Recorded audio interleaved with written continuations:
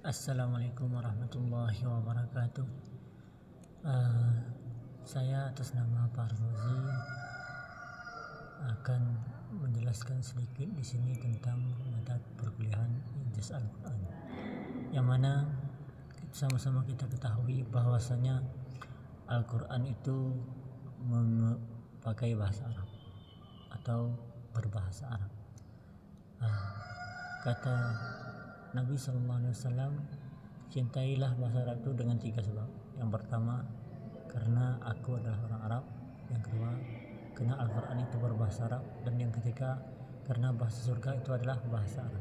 Jadi Ijaz Al-Quran ini membahas tentang kemukjizatan atau kelebihan atau keutamaan Al-Quran baik dari segi bahasa ataupun dari segi keilmiahannya. Dari segi bahasa, Al-Quran sangat luar biasa.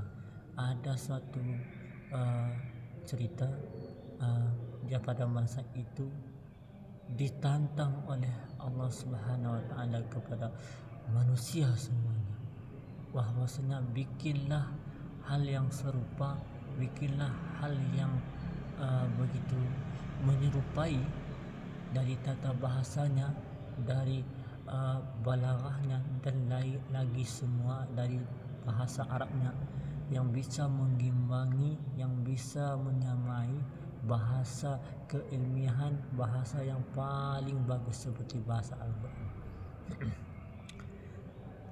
Itu sudah viral di kalangan kita sebagai umat Islam. Kita semua mungkin sudah mengetahui tentang sejarah dan cerita itu. Namun Al-Quran sangat luar biasa. Karena apa saya bilang sangat luar biasa? Karena Al-Quran berbahasa Arab, bahasa yang digunakan di masa Nabi Muhammad SAW. Sedangkan bahasa Arab, pada awalnya bahasa ini hadir di muka bumi ini sampai akhir zaman nanti, bahasanya tetap sama, bahasanya tidak akan berubah-ubah. Karena bahasa Arab ini bahasa yang dijaga oleh Allah Subhanahu wa taala melalui Al-Qur'anul Karim. Karena kitab Al-Qur'an adalah kitab terakhir daripada daripada kitab-kitab nabi-nabi yang sebelumnya. Jadi oleh itu di sini saya akan menjelaskan tentang tata bahasa Arab itu sangat luar biasa. Kalau kita mengetahui beda bahasa Arab dengan bahasa-bahasa lain itu sangatlah banyak. Namun bahasa Arab kita akui, pertama kita yakinkan dengan hati kita bahwasanya bahasa Arab adalah bahasa yang sangat mulia. Bukan berarti orang-orang yang belajar bahasa Arab itu orang yang hebat, orang yang mulia. Namun karena bahasa Arab ini adalah bahasa Al-Quran, karena Al-Quran ini adalah bahasa yang diturunkan oleh Allah Subhanahu wa taala, bahasa Nabi, dan Al-Quran ini bahasa Arab. Di situ letak kemudian.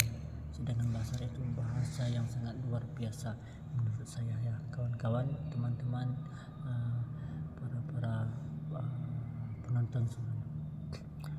Dan oleh sebab itu patut kita akui, patut kita yakini bahwasanya bahasa Arab ini bahasa yang sangat luar biasa. Dengan 3 sebab tadi yang saya bilang di awal tadi, itu karena bahwasanya sama-sama kita cintai bahasa Arab atau Ijaz Al-Quran.